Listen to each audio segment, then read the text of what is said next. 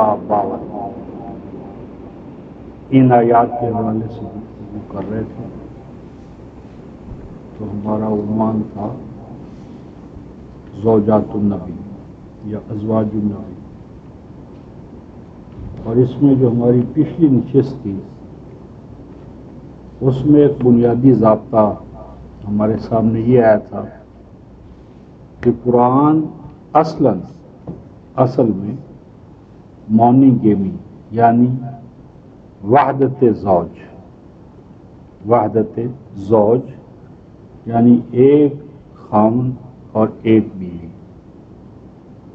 اصل حیات یا اصل قانون یہ ہے، یعنی مسلم معاشرہ جس قانون پر قائم ہے وہ یہ ہے کہ ایک خاوند اور ایک بیوی، یہ اصل قانون ہے۔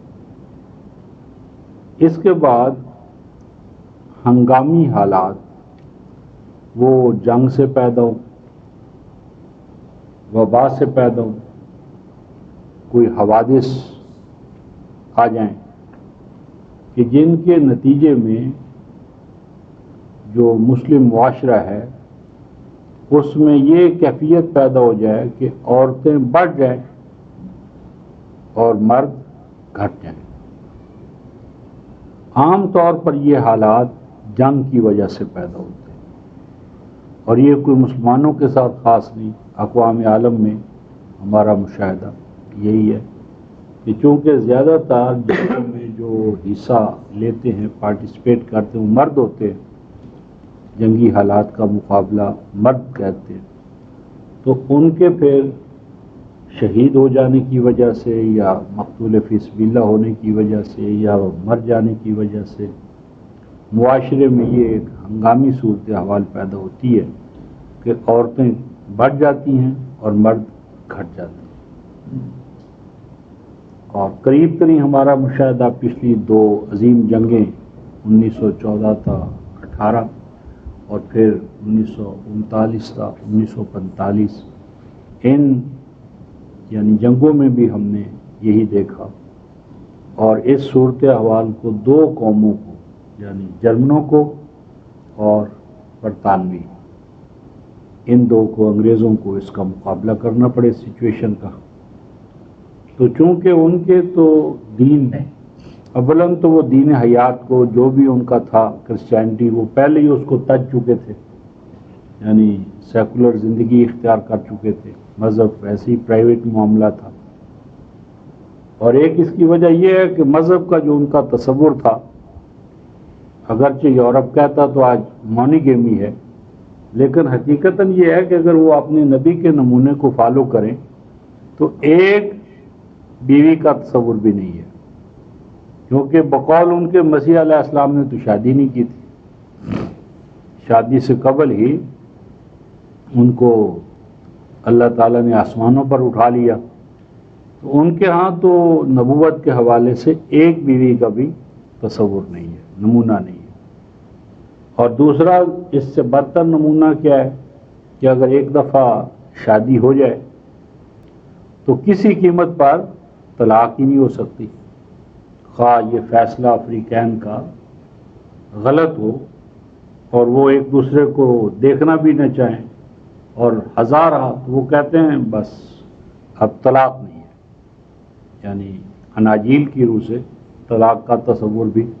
تو جب ایسا مذہب ہو تو لازمی بات ہے کہ ماننے والے اس پر رک نہیں سکتے، تو بل انہوں نے تو پھر انگریزوں نے اور جرمنوں نے تو اس کا حل یہ نکالا کہ بس عورتوں کو کھلی چھٹی دے دی، اور حالت یہاں تک جا پہنچی کہ انہوں نے سن آف یعنی کس کا بیٹا ہے یعنی باپ کو درمیان سے نکال دیا کہ بس ماں ہی ماں ہے، اور بس تو یہ ان کا ایک حل تھا۔ تو اس ضمن میں پچھلا جو ہمارا درس تھا اس میں سورہ البقرہ کے میرے خیال آیت 220 تھی، جس میں یتامہ کے حوالے سے ایک بحث قرآن نے سورہ البقرہ میں کی تھی کہ اگر تمہارے معاشرے میں یتامہ پیدا ہو جائیں، یعنی ایسی صورت پیدا ہو جائے کہ یتامہ یتیم وہ پیدا ہو جائیں معاشرے میں، تو ان کا حل کیا ہے؟ یہ سورہ البقرہ اور 220 آیت تھی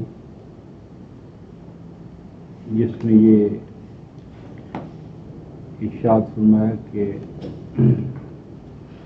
یسألونک، آپ سے یہ سوال کریں گے عن الیتامى، یتامہ کے بارے میں، اور یتامہ کے بارے میں بتایا تھا کہ یتامہ صرف بچے ہی کو نہیں کہتے، بچہ اور بچی جب ماں باپ سے محروم ہو جائیں تو وہ بھی یتیم ہوتے ہیں، اور خاوند جب مر جائے تو جو بیوی ہوتی ہے اسے بھی یتامى النساء قرآن نے کہا ہے۔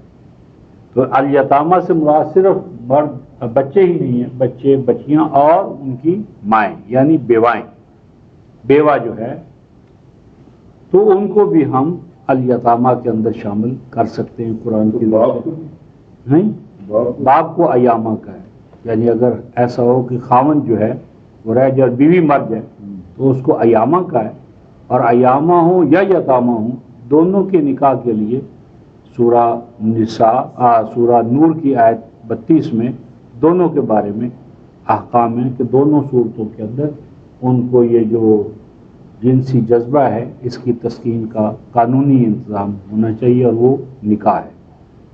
تو یہ جو ارشاد فرمایا تھا کہ یسألونک عن الیتامى، ارشاد ہوتا ہے قل اصلاح لہم خیر، کہ ان کی اصلاح کرنا، اصلاح، اور اصلاح کا عام طور پر ہمارے تصور میں کیا آتی ہے بات، اصلاح کرو ان کی اصلاح کرنا بہتر ہے، کیوں جو بھائی اصلاح کیا ہے؟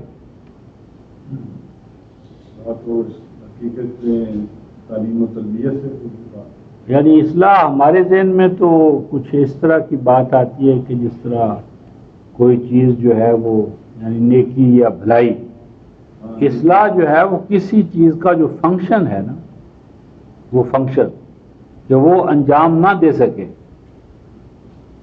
کوئی بھی چیز، تو اس کو اس قابل کر دینا کہ وہ اپنا فنکشن جو ہے، فریضہ منصبی جو ہے اس کو ادا کرنے کے قابل ہو جائے۔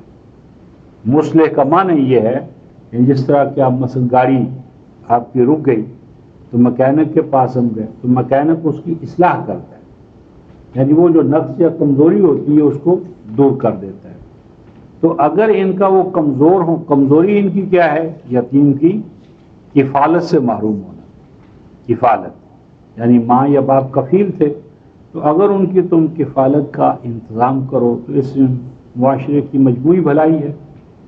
وَإِن تُخَالِطُوهُمْ، اور اب اس کی عملی شکل یہ بتائی کہ اگر تم انہیں اپنے اندر شامل کرو، یعنی الگ تھلگ نہیں یتیم خانے بنانا، یتیم خانوں کی بجائے ان کو اپنی فیملیز کے اندر خلید کر لو۔ کس طرح؟ فَإِخْوَانُكُمْ، کہ وہ اور تم بھائی بھائی ہو، اور اس کی پھر وہ شکل بتائی جو جہاں سے ہم چلے تھے سورہ النساء 4 سورہ کی آیت نمبر 3 میں کہ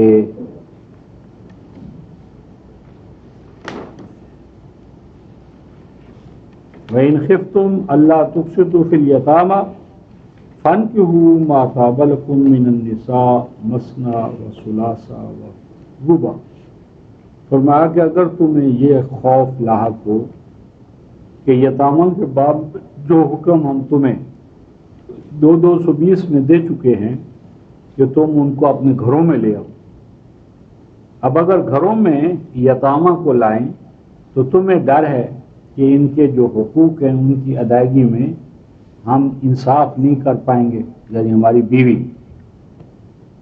کہ وہ بطور ماں کما حق کو وہ ڈیوٹی فریضہ انجام نہیں دے گی۔ تو اس صورت میں کیا کرو کہ جو خواتین یعنی ان کی مائیں تمہیں پسند کریں ان کے ساتھ نکاح کرو۔ گویا کہ یہ نکاح جو ہے یہ یعنی عیاشی کے لیے نہیں ہے، یا یہ سیکس پروشن کے لیے نہیں ہے، یہ نکاح تو ایک ذمہ داری یا اوبلیگیشن لینا ہے دوسرے کو پاؤں پر کھڑا کرنے کے لیے، اور نکاح کرنا ہے، یہ جو 2 3 3 4 4 پر گفتگو ہوئی تھی کہ نکاح کرنے ہیں بیواؤں کے ساتھ، ایسی بیوہ جس کے ساتھ یتیم بچے اور بچیاں ہیں. یعنی یہ نکاح مجرد نکاح نہیں ہے، بلکہ پروٹیکشن دینا ہے اور یتیم بچے اور بچیوں کی پرورش کا انتظام کرنا ہے. اور انتظام کی صورت یہ ہے کہ ان کی ماؤں کے ساتھ نکاح کرنا ہے. تو اگر یہ اس حوالے سے لیا جائے تو دیکھیں پھر کتنے دوسرے اور تیسرے نکاح پر تیار ہوں گے. یعنی جب ذمہ داری لینے کا مسئلہ آئے گا نا، ہمارے ہاں ہم نے دیکھا ہے کہ اگر کوئی بیوہ سے نکاح کرتا ہے یا کرنا چاہتا تو شرط لگا دیتا ہے پچھلا، یعنی پیچھلے سے جو خامن سے جو بچہ یا بچی وہ ہم نہیں لیں گے، وہ تم اس کی نانی کے پاس چھوڑو، ہم کیوں لیں. یعنی پہلی شرط یہ ہوتی ہے. اور یہاں تو شرط یہ ہے کہ یتامہ کی اصلاح مطلوب ہے، ان کو یہ حق دینا مطلوب ہے، معاشرتی حق، کفالت کا حق، اور اس حوالے سے ان کی ماؤں کے ساتھ نکاح کرنے کا حکم ہے. اس پر کافی گفتگو ہو چکی تھی. تو اب اسی ضمن میں چلتے چلتے اب ہم جو سورہ الاحزاب ہے اس میں آیت 50 سے چلتے ہیں 507 صفحہ. یا ایھا النبی انا احللنا لک ازواجک اللاتی آتیت اجورہن، کہ اے نبی صلی اللہ علیہ وسلم، انا احللنا لک، ہم نے آپ کے لیے حلال قرار دے دیا ہے. اس میں بڑا اہم نقطہ ہے کہ کیا کوئی چیز حرام تھی اور نبی کے لیے حلال ہو گئی ہے؟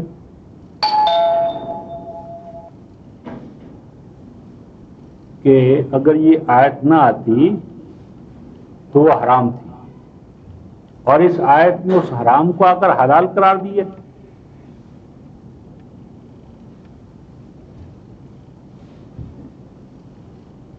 کیوں جا بھائی کیا سمجھے؟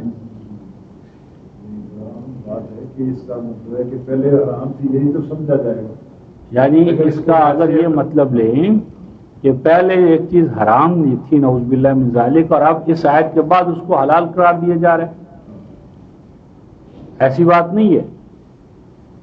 یہ جو احللنا ہے یہ باب افعال ہے، باب افعال، اور یہاں حلال کرنا مراد نہیں ہے بلکہ حلال پانا، کہ ہم آپ کے لیے حلال پا رہے ہیں، یہ آپ کے لیے حلال ہے. یعنی یہ نہیں کہ حلال قرار دے دیا ہے یا حلال کر رہے ہیں، یعنی پہلے ایک حرام تھا اور اب آج حلال ہو رہا ہے، یہ مفہوم نہیں ہے. یعنی آپ کے لیے جو حلال تھا یہ اس حلال کی الہی تصدیق ہے. یعنی جو چیز حلال تھی اس حلال کو مزید کنفرم کیا جا رہا ہے. ہاں، یعنی یہ کنفرمیشن ہے کہ ہم حلال پا رہے ہیں، حلال پاتے ہیں، ہماری نظر میں حلال ہیں. آگے آیا ہے آپ کے لیے ازواجک، آپ کی وہ بیویاں، اللاتی وہ کہ آتیت اجورہن، کہ جن کا آپ مہر دے چکے. اب ایک تو اس کا معنی یہ ہے کہ آپ کے لیے وہ بیویاں حلال ہیں کہ جن کا آپ مہر دے چکے. اجور جو ہے یہ اجر سے، اجیر اور آجر. اب ایک مفہوم تو اس کا یہ ہے کہ آپ بیویاں کر چکے تھے اور اللہ تبارک و تعالیٰ یہ بیان کر رہے ہیں کہ جن بیویوں کا آپ حق مہر ادا کر چکے ہیں وہ آپ کے لیے حلال ہیں، وہ آپ کے لیے حلال قرار دی جا رہی ہیں. اور عربی زبان اور گرامر کے حوالے سے اس کا ایک مفہوم یہ بھی ہو سکتا ہے کہ آپ کے لیے حلال قرار دی جا رہی ہیں مستقبل کے حوالے سے صرف وہ بیویاں کہ جن بیویوں کا آپ مہر دیں گے، یعنی مہر اساسی شرط ہے، یعنی آپ کے لیے بھی وہی بیوی حلال ہوگی جس کا آپ نے مہر دیا ہوگا، یعنی مہر کے بغیر نبی بھی نکاح نہیں کر سکتا، اور اس کے بعد یعنی بیوی بس وہ ہے جس کا کہ آپ نے مہر ادا کیا، مہر کے بغیر نکاح نہیں۔ اور آگے جو وما مالکت سے لے کر آخر تک یہ جو آیت نمبر 52 تک آ رہا ہے بعد کا، یہ دیکھنا ہے کہ یہ نکاح کرنا ہے نبی کا خود یا نکاح کروانا ہے، نکاح خود کرنا ہے اپنی ذات کے ساتھ یا نکاح کروانا ہے۔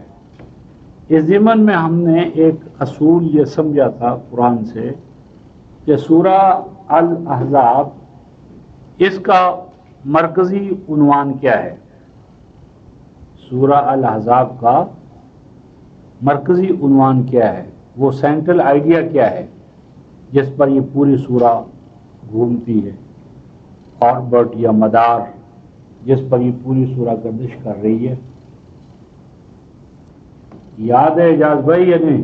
جی کیا تھا؟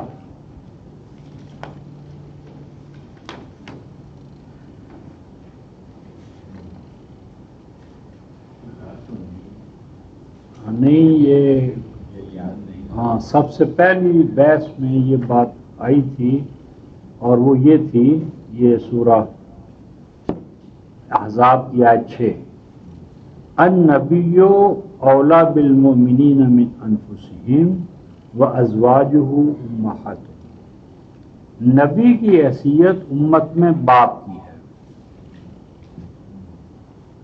النبی اولا بالمؤمنین، نبی کیا ہوتا ہے؟ اولا بالمؤمنین،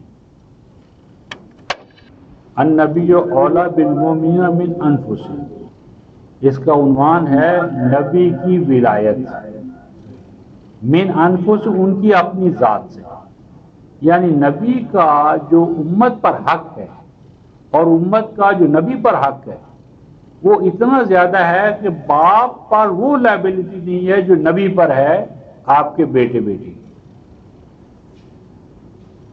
یعنی نبی کی حیثیت امت کے اندر اولا بالمؤمنین من انفسہم، یعنی جتنا آپ اپنی ذات کا اور اپنے بیوی بچوں کا خیال رکھتے ہیں نا، نبی آپ کا اور آپ کی بیوی بچوں کا آپ سے زیادہ حق رکھ رہا ہے ان کی ولایت کا۔ یعنی مثلا اب اگر کوئی شخص مر جائے، امتی مر جائے، تو اس کا نان و نفقہ، بیوی کا، بچوں کا رکھوالی کرنا کس کا کام ہے؟ نبی کا کام ہے۔ یعنی امت کے کسی قلب مستر میں کوئی ٹیس اٹھے یا کوئی پاؤں میں کانٹا چوبے تو اس کا تدارک نبی کرتا ہے، یعنی اگر کوئی مقروض مرتا ہے تو اس مقروض کا قرض اگر ادا نہیں ہو رہا تو وہ کون ادا کرے گا؟ نبی۔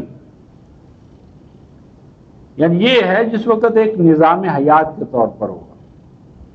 تو عنوان اس سورت کا ہے النبی اولا بالمؤمنین من انفسہم، اور اس کو اللہ تبارک و تعالی نے صرف اس وقت کے مومنوں ہی کے حوالے سے نہیں کہا، بلکہ یہ قیامت تک کے جو مومن ہیں نا وہ تمام نبی پاک ان کی ولایت کے ماتحت ہیں۔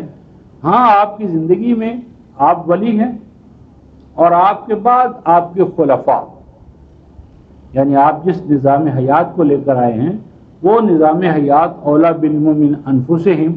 اس ضمن میں ہم سورہ آل عمران، سورہ آل عمران اور یہ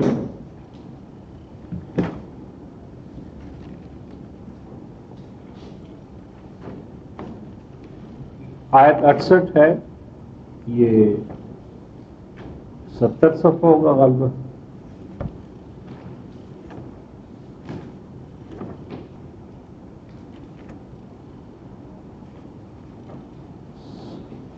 68 صفحہ 70 انا اول الناس بابراہیم للذین اتبعوہ وہذا النبی والذین آمنوا واللہ ولی المؤمنین، کہ سیدنا ابراہیم کے وقت میں ابراہیم کے ولی کون تھے، یا ابراہیم کا کن کا ولی تھا؟ للذین اتبعوہ، ان کا جو ان کی اتباع کرتے تھے، یعنی نبی کی اتباع کرنے والا جو ہوتا ہے، نبی اس کی ولایت میں ہوتا ہے یا وہ نبی کی ولایت میں ہوتا ہے۔ اور آگے آپ فرماتے وہذا النبی، اور اب جو اول الناس ہے وہ کون ہے؟ یہ نبی، اور اس نبی کے کون ہیں؟ والذین آمنوا، جو اس نبی پر ایمان لا رہے ہیں۔ اور آگے فرمایا واللہ ولی المؤمنین، اور ان سب کا ولی کون ہے آخر کار؟ اللہ، یعنی نبی مومنوں کا ولی ہے، اور نبی اور مومنوں دونوں کا ولی کون ہے؟ اللہ۔ کسی کو آگے المائدہ کی آیت 55-56 دیکھیں، سورہ المائدہ 5ویں سورہ، یہ آیت 55 ہے، صفحہ 141 سے میں خیال ہے۔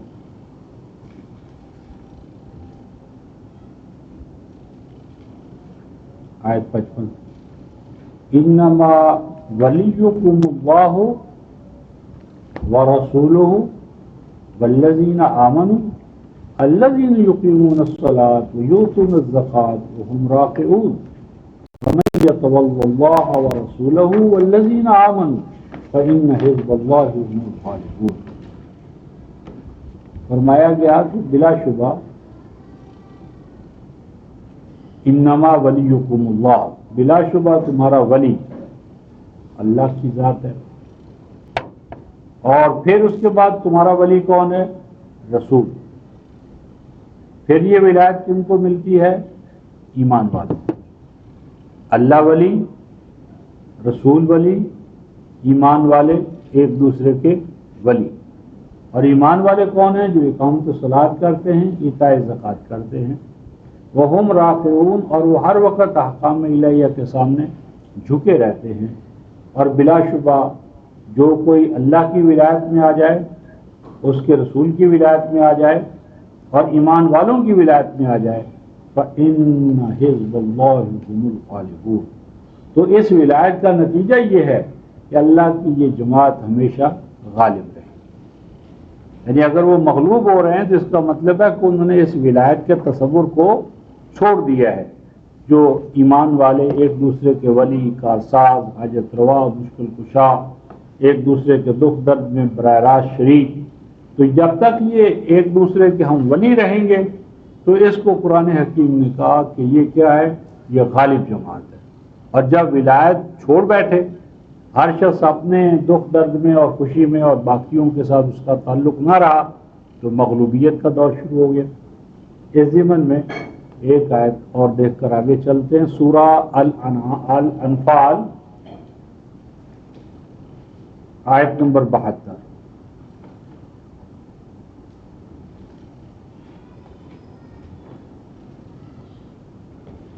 ان الذین آمنوا وہاجروا وجاہدوا باموالہم وانفسہم فی سبیل اللہ، آیت 72 223 صفحہ۔ وہ لوگ جو ایمان لائے، جنہوں نے ہجرت کی اور اپنی جان اور مال کے ذریعے جہاد کیا اللہ کے راستے میں، اور وہ لوگ جنہوں نے ان اہل ایمان کو ٹھکانہ دیا اور ان کے مددگار بنے، تو آگے کیا فرمایا؟ اولئک بعضهم اولیاء بعض، تو یہ ایک دوسرے کے ولی ہوتے ہیں، ایک دوسرے کے کارساز ہوتے ہیں، ایک دوسرے کے حاجت روا اور مشکل کشا ہوتے ہیں۔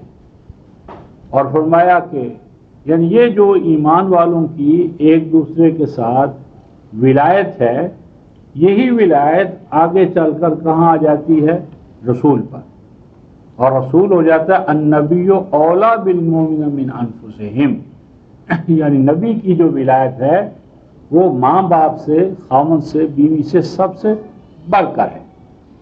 اور یہ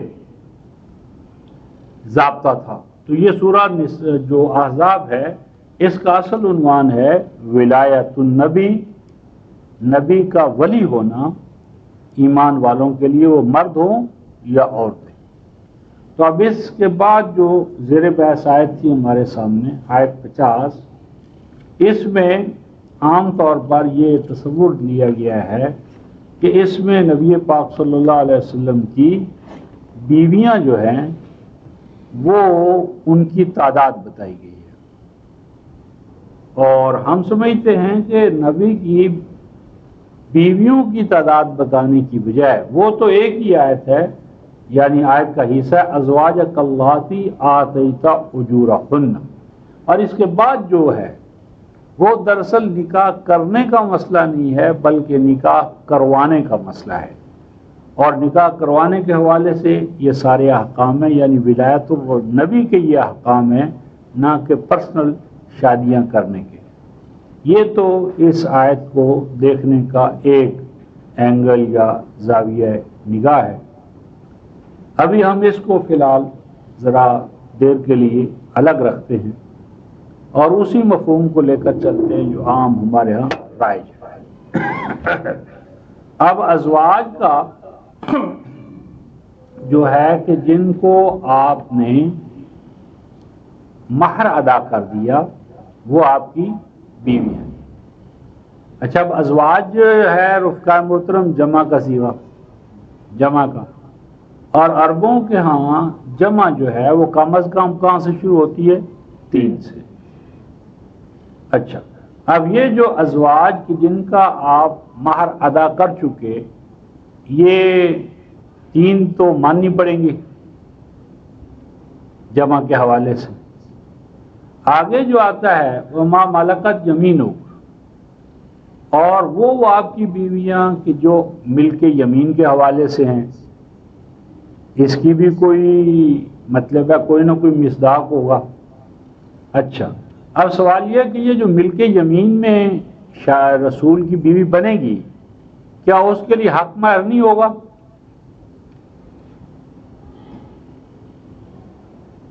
یعنی ملک یمین میں جو بیویاں ہوں گی کیا ان کا حق مہر نہیں ہوگا؟ یہ لازمی بات ہے کہ یہ اگر تو ماقبل سے بے تعلق ہے تو پھر اس کا مطلب وہ الگ ہیں، یہ الگ ہیں، تو ان کا تو پھر وہ کوئی اجور نہیں ہوگا۔ لیکن رسول نے صلی اللہ علیہ وسلم نے کوئی نکاح بغیر مہر کے نہیں کیا، تو یہ جو ملک یمین ہے اس میں کوئی 1 یا 2 کچھ تو ماننا پڑے گا نا، کوئی بیوی تو لانی پڑے گی اس میں، یا جو ہمارا روایتی تصور ہے ملک یمین میں کوئی نہ کوئی تو لانی پڑے گی۔ کیوں اجازت بھی لاتے ہیں یا نہیں ملک یمین؟ اور تیسری قسم کون ہے؟ مما آفا اللہ علیک۔ اب یا تو اس کو اس کی شرح مانا جائے کہ ملک یمین وہ عورتیں ہیں کہ جن کو اللہ آپ کی طرف بھیج دیں، چلو ایک ہی مان لو، 2 الگ الگ نہ مانے۔ تو یہ جو ملک یمین کی عورتیں ہیں یہ بھی کم از کم 2 یا 3 ماننی پڑیں گی، تو اس طرح 5 یا 6 ہو گئی۔ اور آگے ہے وَبَنَاتَ عَمِّكَ، یعنی اور آپ کے چچا کی بیٹیاں۔ تو کیا چچا کی بیٹیاں آپ کی ازواج بن چکی تھیں؟ اور یہ بھی جمع کا صیغہ ہے، جمع کا صیغہ ہے، تو کتنی بن گئی؟ یعنی اگر وہ 3 ہوں اور ملک یمین میں بھی 3 یا 2 ہی مان لیا یا 5 مانا جائے، تو بنات عمک تیرے چچا کی بیٹیاں یہ بھی کم از کم 3 مانو، پھر وہ بنات اماتک یہ بھی کم از کم 3، پھر وہ بنات خالق یہ بھی کم از کم 3، پھر بنات خالات یہ بھی کم از کم 3، تو یہ کتنی بن گئی؟ 12 تو یہی بن گئی، یعنی 12 بیویاں تو یہی بن گئی۔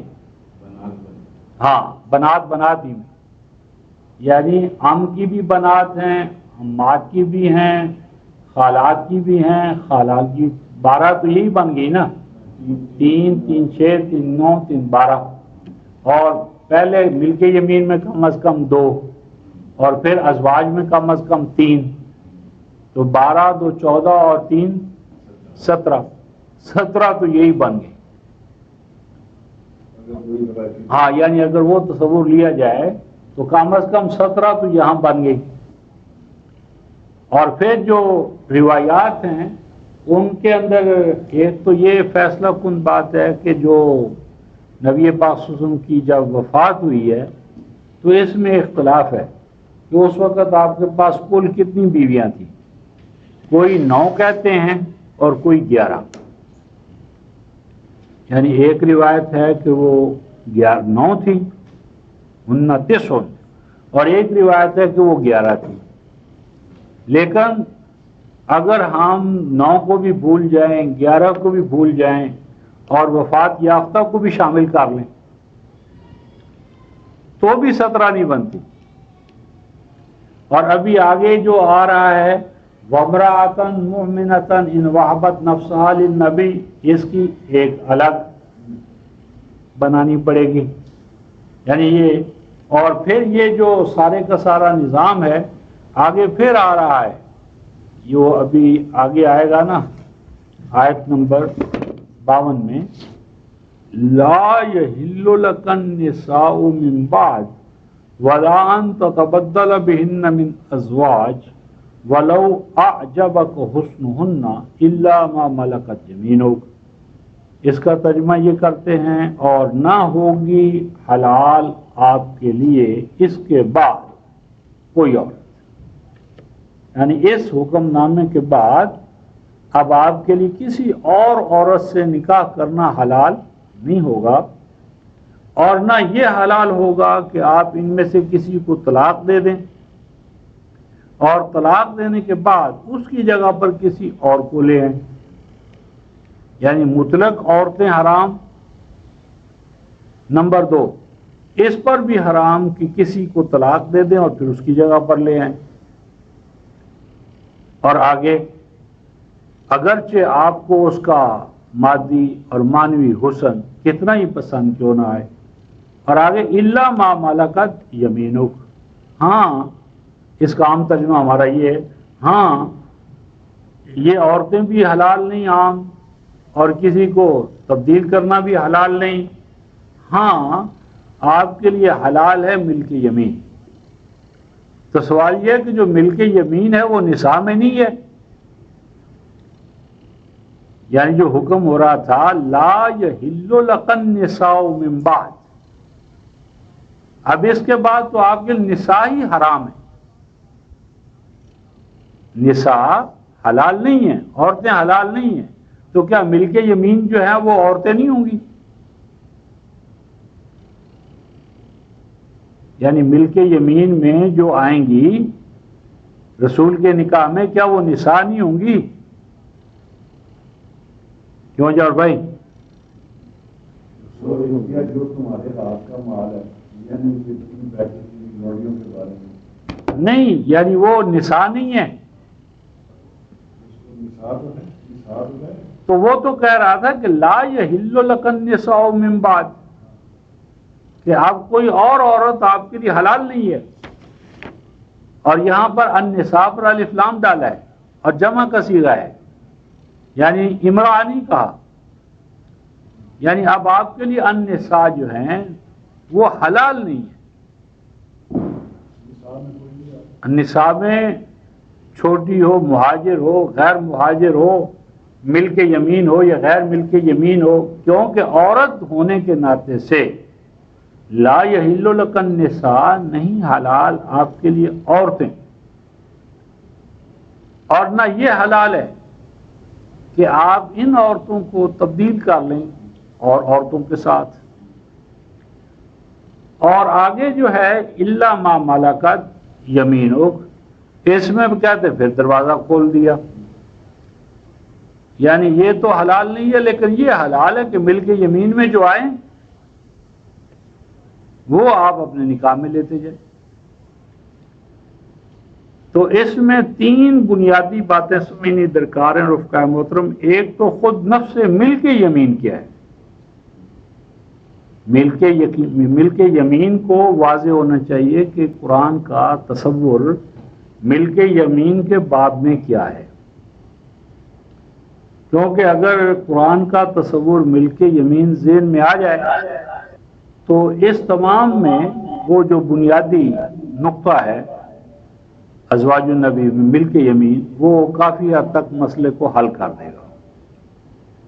اور دوسری چیز جو اہم اس حوالے سے درکار ہے سمجھنا، وہ یہ کہ یہ جو ازواج کا سارا چیپٹر ہے، اس ازواج کو تو اللہ تعالیٰ نے ازواج کاللاتی آتیت اجورہن، آپ کے لیے صرف وہی حلال ہیں، یعنی اس میں ایک تو معنی یہ نا کہ حلال ہو چکی، اور ایک یہ ہے کہ پیشگی آپ کو ہدایات دی گئی ہیں کہ آپ نے اگر نکاح کرنا ہے یا ہمارے نکاح کروانا ہے تو نکاح کروانے میں آپ نے ان شعبہ جات کو، یعنی آپ کا جو ڈومین ہے، آپ کی جو گویا کہ نکاح کروانے کی جو استعداد و صلاحیت ہے، یعنی کن کن کا آپ نکاح کروا سکتے ہیں کن کا نہیں، تو نکاح کروانے کے حوالے سے جورسڈکشن کیا ہے یا کرنے کے حوالے سے، یعنی اس میں یہ بحث نہیں کہ آپ کتنے کر چکے ہیں، کتنی آپ کی بیویاں ہیں، بلکہ یہ کہ اگر آپ نے نکاح کرنا ہے تو ان اقسام کے ساتھ کرنا ہے، یعنی یہ نہیں کہ یہ اقسام آلریڈی آپ کی بیوی بن چکی ہیں، یعنی یہ بناتا خالے کا، وہ بناتا امے کا، وہ بناتا امات کا، یہ نہیں کہ یہ بیویاں موجود ہیں، دراصل یہاں پر کچھ پابندیاں مذکور ہیں۔ مثلا عام آدمی جو ہے اس پر یہ پابندی نہیں ہے، لیکن رسول پر کچھ ایکسٹرا پابندیاں، کیوں کہ رسول ہے اول الناس، یا نبی کا ولایت کا مقام ہے، تو ولایت کے حوالے سے یہ پابندیاں لگانے کا عمل ہے، نہ کہ نکاح کی چھوٹ دینے کے حوالے سے۔ تو یہ جو ہے کہ یعنی یہ جو ابھی ہم اس کو کھولتے ہیں کہ جو نکاح کروانے کا جو عمل ہے، یعنی پہلے ملک یمین کو ہم سمجھے، ملک یمین کے ضمن میں پھر یہ بنات امک اور خالات اور حاجرنا معک، یہاں ایک شرط لگائی ہے نا، اللاتی حاجرنا معک، کہ آپ کے لیے صرف ان میں سے کسی کے ساتھ نکاح کرنے یا کرانے کی بات تب ہوگی کہ یہ جو عورتیں ہیں یہ کب یہ زیر بحث آئیں گی، حاجرنا معک۔ کیا ترجمہ ہوا حاجرنا معک؟ آپ کے ساتھ ہجرت کرتے ہیں۔ تو حضور علیہ السلام کی ہجرت کی رات کوئی اور عورت بھی شامل تھی؟ تاریخ میں بعد میں یہاں تو ماں کا کیا؟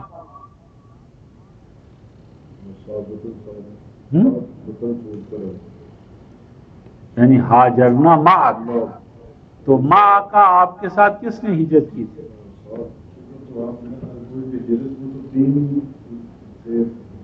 دو ہی تھے، ثانی اثنین اذ ہما فی الغار اذ یقول لصاحبہ لا تحزن ان اللہ معنا، معک، تو آپ کے ساتھ یعنی یہاں حاجرنا معک کہ جنہوں نے ہجرت کی ہو آپ کے ساتھ، یعنی یہ جو بنات امے کا اور بنات خالات، یہ سارا ان سے نکاح کرنے یا کرانے کا کب مسئلہ پیدا ہوگا، جب یہ مہاجرہ بن کر اور ہجرت میں ان کا نصب العین رسول اللہ کی معیت حاصل کرنا ہوگا۔ اب یہ جب مہاجر بن کر یہ آئیں تو لازمی بات ہے کہ جو جس کا جتنا قریبی ہوگا اتنا ہی زیادہ اس کو ولی ہونے کا حق دیا جائے گا. یعنی فرض کرو کہ ایک شخص جو ہے وہ مومن ہے، ہجرت کر کے پہلے آ گیا، اور 2 سال کے بعد اس کا پوتا یا پوتی ہجرت کر کے آئے، تو اب اس پوتے یا پوتی کے ساتھ اہل ایمان جو پہلے مہاجر ہیں کس کے ساتھ اس کا زیادہ تعلق ہوگا؟ دادے کے ساتھ. یعنی اگر کوئی کسی کا ماموں ہے، بھانجا ماموں ہیں، بھتیجا چچا ہیں، دادا اور پوتا ہیں، نانی اور نواسی ہیں، تو یعنی ایمان کے بعد جو ان کو مزید اٹیک کرے گی وہ کیا ہوگا؟ اولو الارحام ہونا، رحم. یعنی رحموں کی جو کشش ہے خون کی، یا یہ کشش قرآن اس کو تسلیم کرتا ہے. اور سورہ النساء کا عنوان ہی کیا ہے؟ وَاتَّقُوا اللَّهَ الَّذِي تَسَاءَلُونَ بِهِ وَالْأَرْحَامَ. یہ 4تھی سورہ میں جو پہلا حکم آیا اہل ایمان کو وہ ارحام کے قطع کرنے کا نہیں آیا، بلکہ ارحام کے حقوق ادا کرنے کا آیا ہے. ہاں یہ الگ بحث ہے کہ اگر اس میں ایمان یا کفر کا مسئلہ پیدا ہو جائے تو پھر کس کو ترجیح دی جائے. یہ آیت 93 ہے. یا ایھا الناس اتقوا ربکم الذی خلقکم من نفس واحدہ. یہ واتقوا اللہ الذی تساءلون بہ والارحام،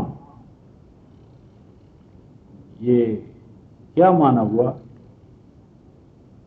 واتقوا اللہ الذی تساءلون بہ والارحام.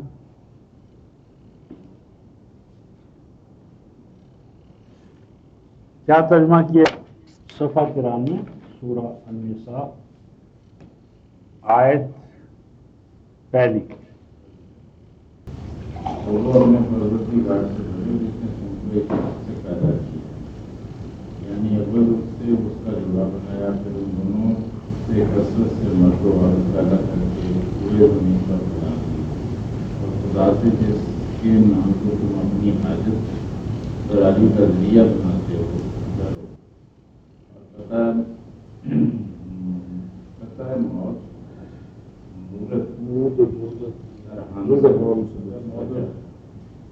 کیا سمجھے؟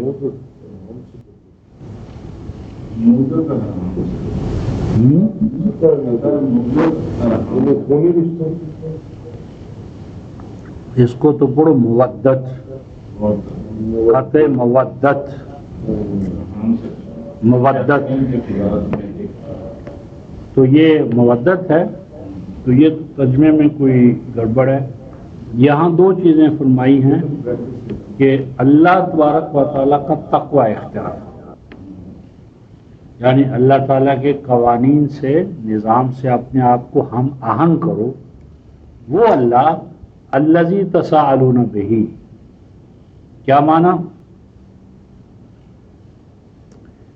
یعنی یہاں معنی یہ ہے کہ وہ جس کے تم ہر آن حاجت مند ہو. تساءلون بہ کا معنی ہے تمہارا وجود اس کے نظر کرم کا مرہون منت ہے. یعنی تم اپنے بھروسے پر اور بلبوتے پر یہاں نہیں بیٹھے، تمہیں کوئی لایا ہے اور اپنے پیغام کے تحت لایا ہے، اور یہ تمہارا یہاں آنا قدم قدم پر اس کی رحمتوں کا محتاج ہے. یہ ہوا، یہ بادل، یہ بارش، یہ زمین، یہ نباتات، ان میں سے کوئی چیز بھی نہیں جو ہماری اپنی پیدا کردہ ہو اور ہمارے احکام کے ماتحت ہو. تساءلون بہ کا معنی ہے تم ہر وقت اس کے حاجت مند ہو.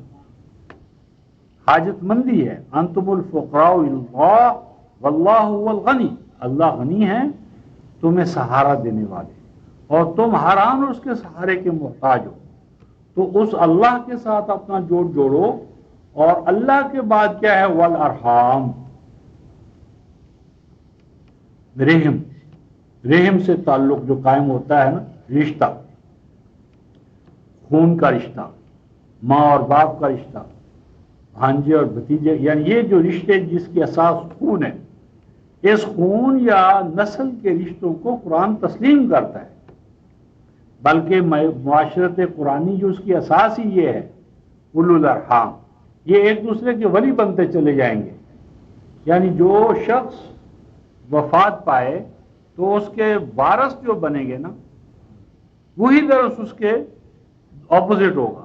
جب وہ شخص محتاج ہوگا تو اس کی ولایت ان پر آئے گی۔ یعنی وراثت صرف مال لینے کا نام نہیں ہے قرآن میں، بلکہ اگر زندگی میں وہ مفلوج ہوگا، کلاش ہوگا، حاجت مند ہوگا تو اس کی کفالت بھی اسی تناسب سے آئے گی۔ اس وقت تو صرف ہم حق لینا جانتے ہیں، مر گیا تو اس کا مال ہڑپ کر جاؤ، لیکن جو نادار ہمارے چاروں طرف ہماری رشتہ ان کو ہم نہیں پوچھتے۔ حالانکہ قرآن کی روح سے ان ناداروں کی کفالت سب سے پہلے اولا پر آئے گی، پھر اولا پر، پھر اس سے اولا، پھر اگر یہ نہیں ہوگا تو پھر یہ معاشرے پر، پھر یہ ریاست پر، یہ اس طرح نظام چلتا ہے۔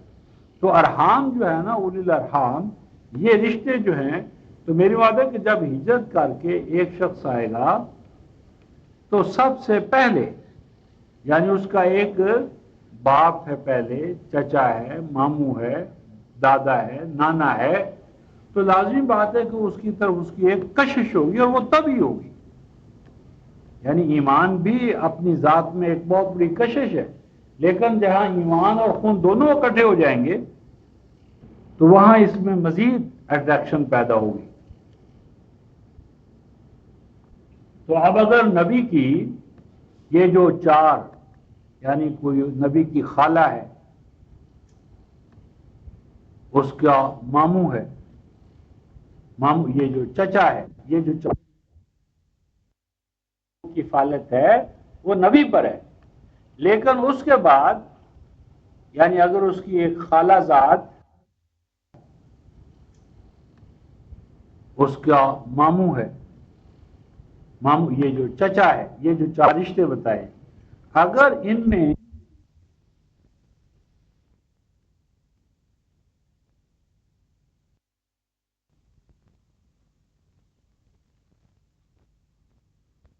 یعنی پوری امت کی جو کفالت ہے وہ نبی پر ہے، لیکن اس کے بعد، یعنی اگر اس کی ایک خالہ زاد، ماموں زاد، یا یہ ان میں سے کوئی اگر ہجرت کر کے آ جائے تو نبی کی کفالت، ولایت ڈبل ہو جائے گی۔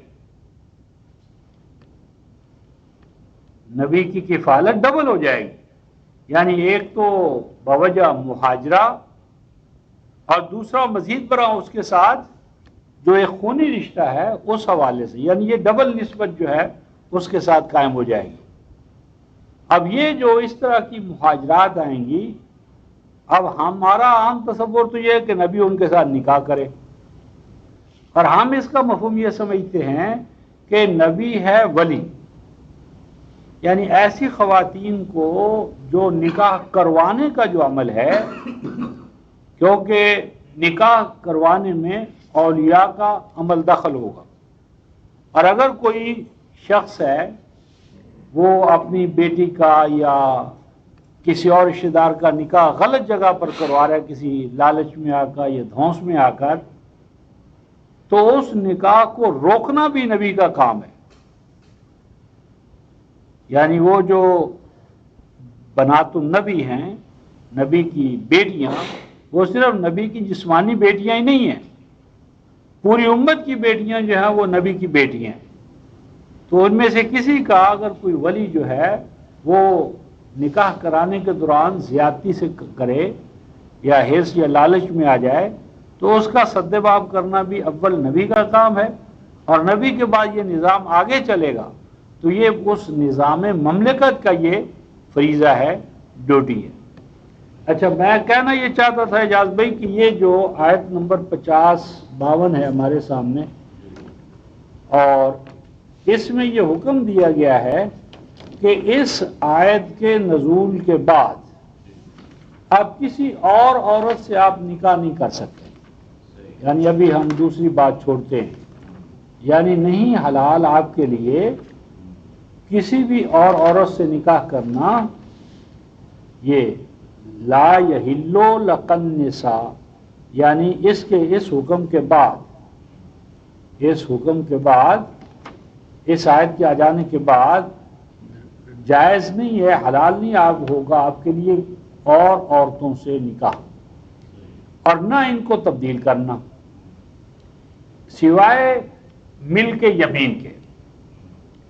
ملک یمین تو مہاجر بن کر آئے گی نا، اور یہ جو کہتے ہیں کہ جی حضور نے فتح مکہ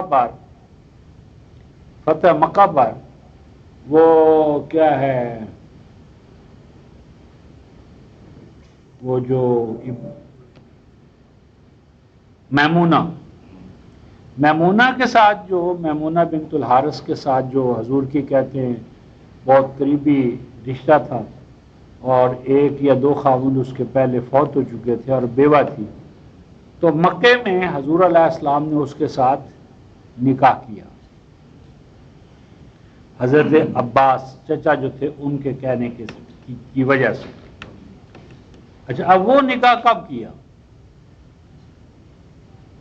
یعنی یہ نکاح حضور علیہ السلام کے جو ہونے تھے، اس آیت کے بعد وہ نکاح نہیں کر سکتے۔ لا یحل لک النساء من بعد ولا ان تتبدل بہن من ازواج، ہاں ایک آگے جو دروازہ کھولا ہے الا ما ملکت یمینک، اس کا ترجمہ عام ابھی ہم کر رہے ہیں لیکن یہ غلط ترجمہ ہے۔ عام ترجمہ اس کا یہ کرتے ہیں، ہاں اگر ملک یمین کوئی ہو تو آپ کے لیے حلال ہے، یعنی ملک یمین سے دروازہ کھلا رکھا۔ تو جس طرح میں عرض کیا کہ کیا ملک یمین عورتیں نہیں ہوں گی؟ تو جب عورتیں ہی ہیں تو عورتیں تو پہلے ہی حرام ہو چکی ہیں، یعنی لا یحل لک النساء من بعد، آج کے بعد، اس کے بعد کوئی عورت آپ کے لیے حلال نہیں ہے۔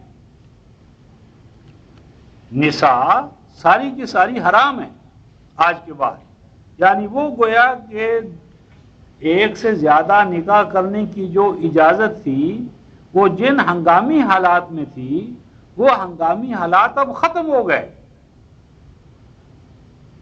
وہ جنگ اور اس کے جو اثرات تھے وہ ختم ہوئے، اب چونکہ وہ جنگی حالات نہیں رہے، لہذا اب اس کے بعد مزید کوئی نکاح کرنا یا کرانا اب آپ کے لیے نہیں ہے۔ اور آگے جو ہے الا ما ملکت یمینک، عام ترجمہ اس کا یہ ہاں، الا ہاں ملک یمین حلال ہے آپ کے لیے، یہ عام ترجمہ ہے۔ اور ہم نے اس کا ترجمہ یہ کیا اور نہ ہی، یعنی اللہ کا معنی ہم کرتے ہیں اور، اللہ کا معنی ہم کرتے ہیں اور، یعنی نہ یہ حلال ہے اور نہ ملک یمین حلال ہے، یعنی ملک یمین کے حوالے سے بھی آئے گی تو بھی حلال نہیں ہوگی۔ اب رہا یہ مسئلہ کہ یہ جو ہم اللہ بمعنی واو لے رہے ہیں، نہ یہ حلال نہ یہ حلال، اس کی کوئی ہمارے پاس قرآن میں اس کی کوئی مثال ہے یا نہیں؟ اللہ اس معنی میں، اللہ بمعنی یعنی میں نے اور نہ ہی، یعنی ماقبل حکم ہی پر یہ اگلا حکم اس پر بیسڈ اپان، یعنی اسی کا ایک اور نتیجہ ہے کہ نہ یہ نہ یہ۔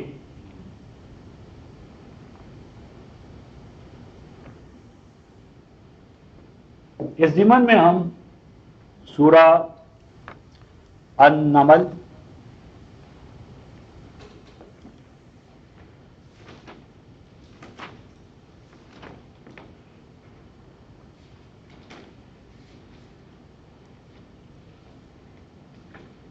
یہ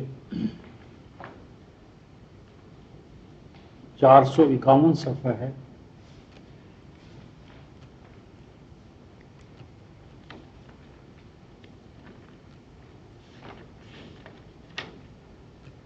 آیت نمبر 10-11،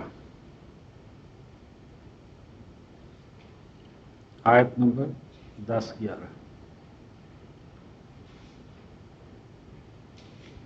یہ 10 کا میں آخری حصہ لے رہا ہوں. یا موسیٰ لا تخف انی لا یخاف لدی المرسلون الا من ظلم ثم بدل حسنا بعد سوء فانی غفور رحیم. بڑا زبردست یہ مقام ہے. کیا ترجمہ کیا جار بھائی اس کا؟ نکل آیا یا نہیں؟ جی کیا ترجمہ ہے؟ کیوں ارشد بھائی کیا ہے؟ ڈرو مت، ہاں ہمارے پاس پیغمبر ڈرا نہیں کرے. اچھا. ہاں جس نے ظلم کیا ہم، برائی بعد اسے نیکی سے بدل دیا، ہاں. ہمیں بخشنے والا مہربان. سوال یہ ہے کہ یا اللہ جو ہے، اللہ سوائے ان کے یہ اللہ رسولوں سے استثناء ہے. یعنی میرے ہاں رسول تو نہیں ڈرا کرتے،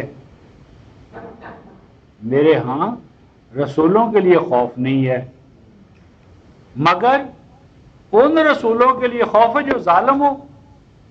کیا یہ ترجمہ ہوگا؟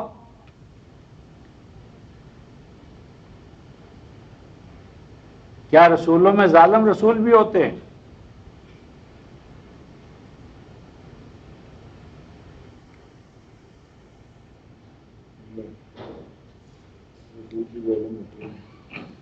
یعنی اگر ہم یہاں اللہ ایکسیپٹ اور ما سوا کے معنی میں لیں تو اس کا معنی یہ ہوا کہ رسولوں میں کچھ رسول ایسے ہوتے ہیں جو ظلم کرتے ہیں، ظلم کرنے کے بعد پھر وہ اپنی برائی کو اچھائی میں تبدیل کر لیتے ہیں، پھر اللہ ان کو معاف کر دیتے ہیں. اگر یہ مفہوم لیا جائے تو رسالت کیا ہے؟ اللہ تبارک و تعالیٰ نے سیدنا ابراہیم نے 2:124 دیکھیں، 2:124 یہ 23 صفحہ ہوگا سورہ البقرہ.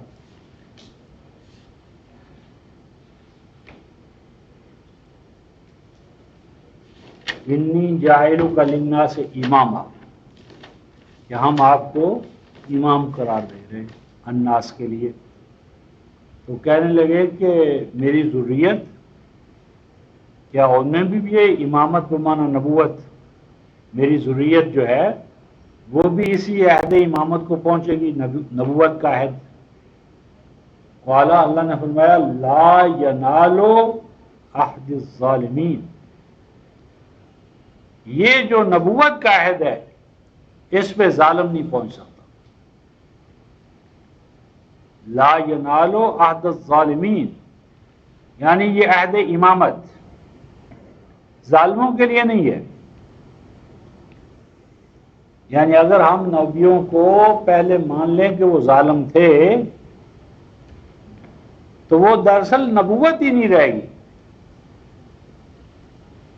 یعنی یہاں پر اللہ جو ہے وہ ما قبل کی ایکسیپشن نہیں ہے. یعنی یہ معنی نہیں ہے کہ رسولوں میں سے کچھ رسول ظالم ہو جاتے ہیں. اور یہاں دراصل ہمارے مفسرین نے ایک چھپا طنز کیا ہے سیدنا موسیٰ پر. یعنی نعوذ باللہ وہ کہتے ہیں کہ اللہ فرما رہے ہیں کہ میرے رسول تو نہیں ڈرا کرتے، ہاں ان میں سے اگر کوئی ظلم کر بیٹھا ہو. کون؟ خود سیدنا موسیٰ. کیوں جب قبطی کو قتل کر دیا تھا، قبطی کو قتل کیا تھا نا، تو وہ قبطی کا قتل کرنا ظلم تھا. لیکن اللہ نے کہا کوئی بات نہیں، تجھ سے وہ ظلم تو ہو چکا ہے لیکن ہم نے تجھے وہ معاف کر دیا. یعنی دراصل وہ اشارہ کہتے ہیں کہ سیدنا موسیٰ کی طرف ہے. تو یہ ہم اس ترجمے کو نہیں مانتے. میں مرسلون جن کو رسول بنا کر بھیجا گیا یا بھیجا جائے، تو ہم اس کا ترجمہ کریں گے کہ میرے ہاں مرسلوں کو کوئی خوف نہیں، نہ تو رسولوں کو میرے ہاں ڈر ہے، اور رسولوں کے ساتھ ساتھ رسولوں کے ساتھ ساتھ میرے ہاں ان افراد کے لیے بھی خوف نہیں ہے، نہ ان رسولوں کے لیے ہے اور نہ ان کے لیے۔ کون؟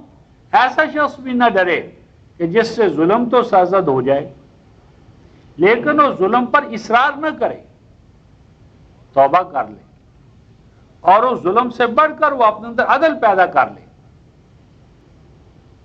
فإنی غفور الرحیم، اس کے لیے بھی بخشش ہے۔ یعنی اللہ تبارک و تعالی نے خوف سے نجات رسولوں کے لیے بھی رکھی ہے، اور مزید برآں الا، یعنی ماقبل لا یخاف لدی الا کا معنی رسولوں کے ساتھ نہیں ہے، استثناء نعوذ باللہ، یعنی نہ تو رسولوں کے لیے خوف ہے اور نہ ان کے لیے کہ جن سے کسی درجے میں ظلم ہو جائے اور پھر اس ظلم کی وہ تلافی کر لیں۔ اور یہی وہ اعلان تھا جو انبیاء علیہ السلام ایمان والوں کو یہ سورہ الانعام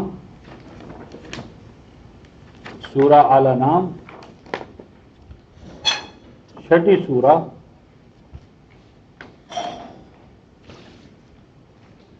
یہ آیت نمبر 54 55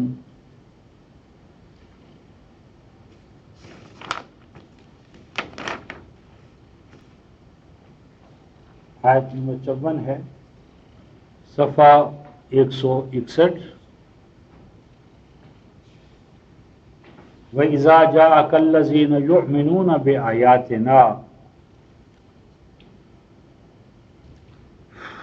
جب آپ کے پاس وہ لوگ آئیں جو ہماری آیتوں پر ایمان رکھتے ہیں تو انہیں کہا کریں سلام علیکم، تمہارے لیے سلامتی ہے۔ کس اللہ کی طرف سے سلامتی کیوں ہے؟ کاتب ربکم علی نفسہ الرحمہ، جس اللہ کا تمہارے ساتھ یا جس رب کا تمہارے ساتھ تعلق ہے وہ رب اپنی ذات پر رحمت کو لکھ چکا ہے، یعنی وہ قانون رحمت اپنے لیے از خود لازم قرار دے چکا ہے۔ اور بلا شبہ تم میں سے کوئی اگر عمل کرے، کیسا عمل کرے؟ سوء، کوئی توازن کو توڑنے والا، اور عمل کس طرح کرے؟ بے جہالہ، نادانی میں، یعنی اگر نادانی میں، غم میں، غصے میں، بربنائے بشیت اس سے کوئی سوء ہو جائے تو کوئی بات نہیں، بشرطے کہ ثم تاب من بعدہ، بشرطے کہ وہ توبہ کر لے، رجوع بحق ہو جائے، اللہ کے قانون کی طرف آ جائے، رجوع کرے۔ اور رجوع کا معنی نہیں کہ تسبیح کے دانوں پر توبہ توبہ توبہ کرتا رہے، اور آگے کیا فرمائے؟ وَأَصْلَحَا، اور اپنی اصلاح کرے، جو غلطی ہوئی ہے اس کی تلافی کرے حسن کے ساتھ، بہتری کے ساتھ۔ فَأَنَّهُ غَفُورٌ الرحیم، تو بلا شبہ وہ اللہ جو ہے وہ غفور الرحیم ہے۔ اب یہی الفاظ آیت نمبر 11 میں ہمارے پاس ہے، 27-11، إِلَّا مَنْ ظَلَمَ ثُمَّ بَدَّلَ حُسْنًا بَعْدَ سُوءٍ فَإِنِّي غَفُورٌ رَحِيمٌ۔ میرے ہاں رسولوں کے لیے کوئی خوف نہیں، اور نہ ہی خوف ہے ان افراد کے لیے جن سے ظلم ہو جائے لیکن پھر وہ ظلم کے بعد توبہ کر لیں اور اس کو حسن سے تبدیل کریں توازن شکنی کے بعد، تو بلا شبہ میں غفور الرحیم ہوں۔ یعنی میں عرض یہ کر رہا تھا کہ اللہ یہاں ما قبل سے استثناء کے لیے نہیں آیا، یعنی اس کو ایگزیمپٹ کرنے کے لیے نہیں آیا رسولوں کو، کہ رسولوں میں کچھ ظالم ہوتے ہیں اور کچھ عادل ہوتے ہیں۔ رسول تو سارے کے سارے عادل ہوتے ہیں، رسول ظالم نہیں ہوتے۔ تو جس طرح یہاں اللہ استثناء کے لیے نہیں ہے بلکہ مزید برآں کے معنی میں ہے، یعنی ان کے ساتھ یہ بات بھی ہے، یہ بھی اس سے بری ذمہ ہے۔ اسی طرح وہ جو حوالہ ہمارے سامنے تھا 33-52 کا کہ وَلَا يَحِلُّ لَكَ النِّسَاءُ مِن بَعْدُ، اور نہیں عورتیں حلال آپ کے لیے، اسی حلال نہ ہونے کی اگلی تشریح ہے، کوئی نیا حکم نہیں ہے، چونکہ اب آپ کے لیے مطلق عورتیں حرام ہیں، لہٰذا آپ کو اگر یہ کریں کہ ان میں سے کسی کو طلاق دے دیں اور اس کی جگہ پر لے آئیں، تو یہ بھی اسی قانون کی خلاف ورزی ہے، کیونکہ عورتیں تو حلال ہی نہیں۔ وَلَا يَحِلُّ لَكَ النِّسَاء، نساء تو حلال ہی نہیں اب آپ کے لیے، اور اگر آپ ان میں سے کسی کو طلاق دے کر دوسری کو لائیں گے تو وہ نسائی میں تو ہوگی، اور اسی طرح اگر مل کے یمین کریں گے تو وہ بھی تو نسائی ہوگی، تو نساء تو مطلقاً حرام ہے آپ کے لیے، لہذا اور نہ حلال ہیں اس کے بعد عورتیں آپ کے لیے، اور نہ ہی یہ حلال ہے کہ آپ کسی کو تبدیل کر کے ان کی جگہ پر کوئی اور ازواج لے آئیں، اور نہ ہی آپ کے لیے یہ حلال ہے کہ مل کے یمین میں جو آئیں وہ اپنے لیے حلال سمجھ کر ان کے ساتھ نکاح کریں یا کروائیں۔ تو میرا ہے کہ جو نکاح کرانے کا جو عمل تھا وہ تو اس حوالے سے روک دیا گیا، تو اس آیت کے بعد ہم رسول کا کوئی نکاح نہیں مان سکتے، یعنی نکاح کرنے کرانے کا جتنا عمل ہے وہ سورہ احزاب سے پہلے ہے، یعنی ابھی ہم نکاح کروانے کی طرف نہیں آ رہے، نکاح کرنے ہی کی طرف آ رہے ہیں جو رائج الوقت ہے۔ تو اگر نکاح کرنا بھی ہے رسول نے تو اس آیت سے پہلے اس آیت کے بعد نہیں، اور یہ جو آیت ہے یہ غزوہ احزاب اور فتح خیبر، یعنی یہ 7 اس کی آخری حد ہے، 7۔ تو وہ جو 7 ہجری ہے غزوہ احزاب، اور غزوہ احزاب کے فوراً بعد کیا ہوا ہے فتح خیبر، تو یہ فتح خیبر کے بعد کا کوئی نکاح جو ہے وہ اس آیت کی روح سے ذہن قبول نہیں کرتا، یعنی اس قرآن کے یعنی الفاظ یا جو اسلوب اور انداز ہے اس کے بعد ذہن قبول نہیں کرتا۔ باقی رہا یہ مسئلہ کہ مثلاً قرآن کا یہ جو کلیئر کٹ حکم ہو، اور ہم تاریخ میں پڑھیں گی کہ آپ نے اس کے بعد بھی فلاں سے نکاح کیا، فلاں سے نکاح کیا، فلاں سے نکاح کیا، تو اس ضمن میں پھر 2 باتیں ہیں کہ نبی کے نکاحوں کو قرآن سے جانچا جائے گا یا قرآن کو جو تاریخ ہے، ہسٹری ہے، اس کے اوپر چڑھایا جائے گا۔ تو یہ بات طے شدہ ہے کہ قرآن یقینی ہے، اور قرآن کے علاوہ جو تاریخ ہے خواہ وہ سیرت النبی کیوں نہ ہو وہ اتنی یقینی نہیں ہے جتنا قرآن، یہ تمام مانتے ہیں۔ تو غیر یقینی کو یقینی کے سامنے جواب دہ ہونا پڑے گا، نہ کہ یقینی کو غیر یقینی کے ماتحت کر کے ہم اپنا عقیدہ بنا لیں۔ اب رہا مسئلہ یہ جی کہ اس ضمن میں ہماری جو امت ہے، کیا امت جو ہے وہ ساری کی ساری یا کچھ، اگر دوسری بات کیا ہے تو کیسے، اس میں تو پھر امت کے بارے میں ہم ایسے اور ایسے ہو جائیں گے۔ اس ضمن میں یہ ہے کہ قرآن نے امت کے محفوظ رہنے کی حفاظت اللہ نے اپنے ذمہ نہیں لی، یعنی اللہ نے کسی امت کے بارے میں یہ فیصلہ نہیں کیا کہ اگر وہ اللہ کے کلام سے ہٹنا چاہے تو اللہ تبارک و تعالیٰ سے جبرن اور قہرن روک دیں اور کہیں نہیں میں تمہیں غلط نہیں ہونے دوں گا۔ یہ اللہ کی سنت نہیں ہے۔ امتوں کو اللہ تعالیٰ نے غلط ہونے سے روکنے کا اپنا کوئی اصول وضع نہیں کیا۔ اس میں سورہ الاعراف 175 یہ شاید ہمارا ہی مسئلہ زیر بحث آنا تھا قرآن کی روح سے.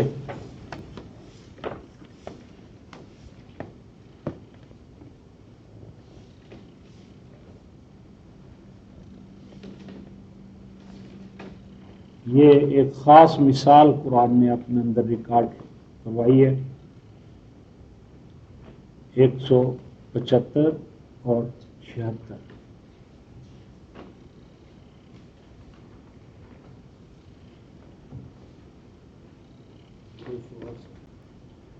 ہاں 200. وَاتْلُ عَلَيْهِمْ نَبَأَ الَّذِي آتَيْنَاهُ آیاتنا، کہ ان کے سامنے لائیں آپ. کیا سامنے لائیں؟ ایک ایسے شخص، گروہ، جماعت، یہ یعنی ایک فرد کی بات نہیں ہو رہی. آگے ہم دیکھیں گے کہ قرآن اس کو تمثیل کے طور پر بیان کر رہا ہے. یعنی قرآن یہ ایک فرد کی بات نہیں کر رہا بلکہ یہ پوری جماعت کا ہے. اس کے خاتمے پر یہ الفاظ آئیں گے کہ اس جماعت کو ہم نے اپنی آیتیں دی. آتینا ہو آیات، ہم نے اپنی آیتیں دی. تو جن کو ہم نے اپنی آیتیں دی انہوں نے کیا کیا؟ فَانْسَلَخَ مِنْهَا. انسلاخ کہتے ہیں کینچلی تبدیل کرنا. یہ کینچلی تبدیل کرنا، یہ جو سانپ ہے، اور اب تو سائنسز نے بتایا کہ ہم ہر 7 سال کے بعد انسان کے بھی جو سیلز ہیں وہ ٹوٹلی چینج ہو جاتے ہیں. سیلز جو بدن سے تعلق رکھتے ہیں، تو یہ ہر آن ہمارے اندر کیٹابولزم، میٹابولزم تبدیلیاں. تو انہوں نے کیا کیا؟ فرمایا کہ انسلاخ کر لیا. فَانْسَلَخَ مِنْهَا، یعنی جو لباس، طور طریقے اللہ تعالیٰ نے ان کو عطا کیے تھے ان کو انہوں نے چینج کر لیا ان ٹوٹیلٹی. دوسرا لباس، طور طریقے. اور فَأَتْبَعَهُ الشَّيْطَانُ، اور پھر رہی سے کمی شیطانی جذبات نے پوری کر دی تو وہ ہلاک ہو گیا. اگر ہم چاہتے وَلَوْ شِئْنَا، اور اگر ہم چاہتے لَرَفَعْنَاهُ بِهَا، تو اس امت کو بلندیوں ہی پر فائز رکھتے اگر ہم چاہتے. لیکن یہ اللہ کی مشیت نہیں ہے. وہ قوموں کو جبرن اور قہرن بلندیوں پہ فائز نہیں رکھتے. یہ اللہ کی سنت کے خلاف ہے کہ کوئی قوم ایک دفعہ جب عروج پا لے تو اللہ کا یہ طریقہ نہیں ہے کہ اس قوم کو لازماً وہ عروج پر، ترقی پر، مقام بلند پر فائز رکھے. اور آگے کیا فرمایا؟ وَلَكِنَّهُ أَخْلَدَ إِلَى الْأَرْضِ، لیکن وہ قوم کہ اللہ نے تو نہیں چاہا، جبر نہیں کیا، تو لیکن اس قوم نے اپنے آپ کو ارتھ روٹیڈنس کر دیا. اخلد الہ، وہ زمین کے ساتھ مل کر، مٹی کے ساتھ مٹی. مراد یہاں الارض سے مراد ہے زمینی جذبات، خواہشات نفس، شیطان کی بندگی. لیکن اس قوم نے زمین ہی کو یعنی ترابیت کو، بدن اور بدنی تقاضے، ان کے ساتھ اپنے آپ کو پوری طرح کر لیا. وَاتَّبَعَ هَوَاهُ، اور اپنے آپ کو خواہش نفس کے پیچھے لگا دیا. حیوانی زندگی، جو کھانا پینا، بچے پیدا کرنا، بس یہ مقصود انہوں نے بنا لیا. فرمایا پھر کیا ہوا اس معاشرے کا حال؟ فرمایا کچھ نہ پوچھو. فَمَثَلُهُ كَمَثَلِ الْقَلْبِ، وہ معاشرہ انسانوں کا نہیں رہتا، وہ کتوں کا معاشرہ ہو جاتا ہے. ہر آدمی دوسرے کو بھونکتا ہے، ہر آدمی دوسرے کے پیچھے پڑتا ہے. اور آگے فرمایا یہ سارا کس کی مثال ہے؟ ذَلِكَ مَثْلُ الْقَوْمِ الَّذِينَ كَذَّبُوا بِآيَاتِنَا، یعنی جب کوئی قوم تکذیب کرتی ہے فالسیفیکیشن کرتی آیات الہیہ کی، تو اللہ کی یہ سنت نہیں ہے کہ وہ ان کو جبراً اور مصدق بنائے رکھے۔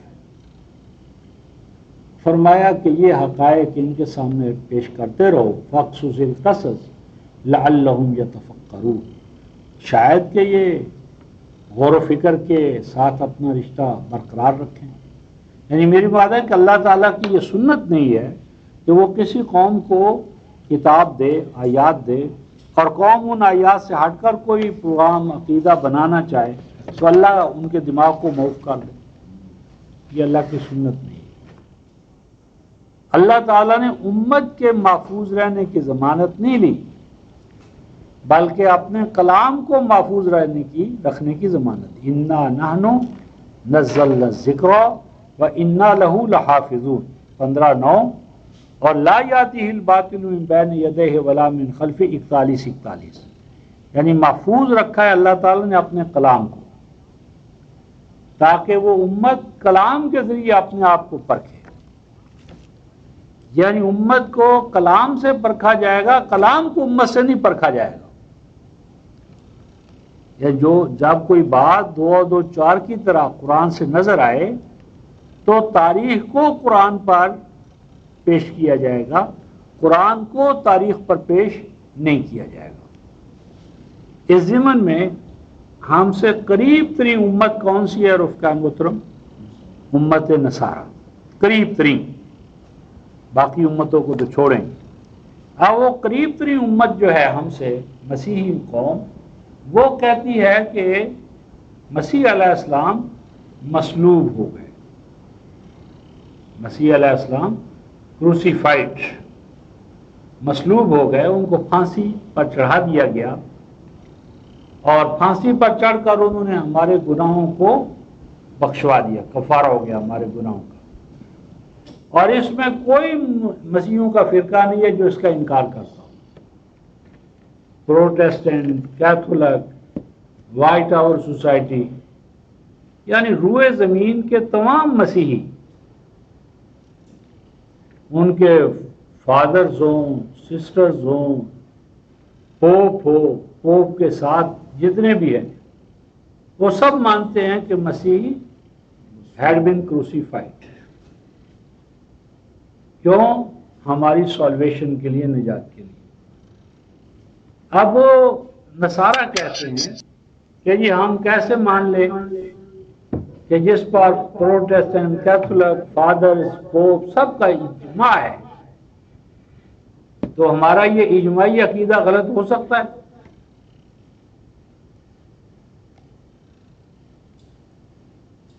جبکہ ہمارے سامنے ایسا ہوا۔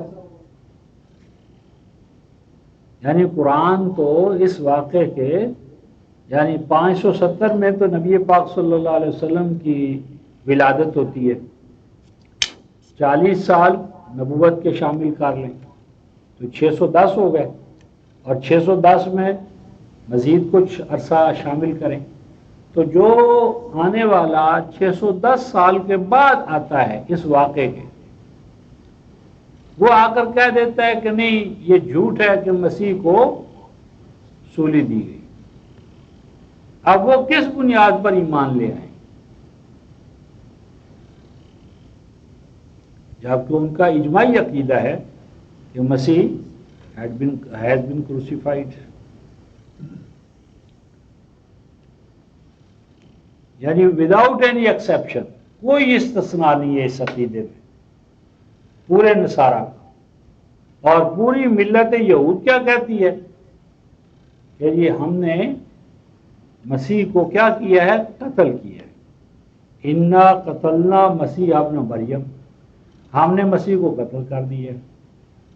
یعنی ملت یہود کہتی ہے قتل کر دیا، ملت نصارہ کہتی ہے مصلوب ہو گئے،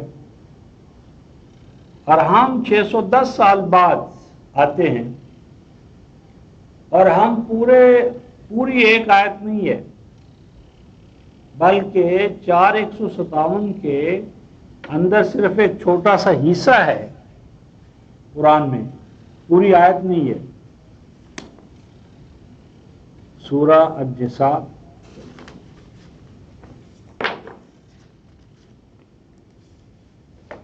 یہ آیت 157 وَقَوْلِهِمْ سورہ 4 نساء 124 صفحہ وَقَوْلِهِمْ إِنَّا قَتَلْنَا الْمَسِيحَ عِیسیٰ ابْنَ مَرْیَمَ رسول اللہ، اور ان کا یہ کہنا کہ ہم نے قتل کیا ہے مسیح عیسیٰ ابن مریم کو جو اللہ کے رسول تھے۔ یہ بھی عجیب بات آ گئی۔ یہ قول یہود کا ہے، یہ قول یہود کا ہے۔ تو کیا یہود مسیح عیسیٰ ابن مریم کو اللہ کا رسول مانتے تھے؟ تو وہ تو کہتے ہیں رسول اللہ۔ وَقَوْلِهِمْ إِنَّا قَتَلْنَا الْمَسِيحَ عِیسیٰ ابْنَ مَرْیَمَ رسول اللہ، اور ان کا یہ کہنا بھی اللہ کی رحمتوں سے ان کے دور ہونے کا سبب بنا ہے کہ وہ کہتے ہیں کہ ہم نے قتل کیا ہے مسیح کو۔ کون سا مسیح؟ عیسیٰ ابن مریم، اور آگے کون سا ہے؟ رسول اللہ۔ تو اگر وہ عیسیٰ مسیح عیسیٰ ابن مریم رسول اللہ مانتے تھے تو قتل کیوں کیا؟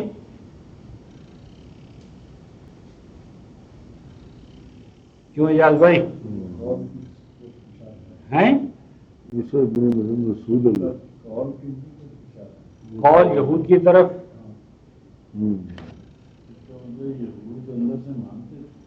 یہ تو دیکھنا ہے نا، اگر وہ مانتے تو قتل کیوں کیے؟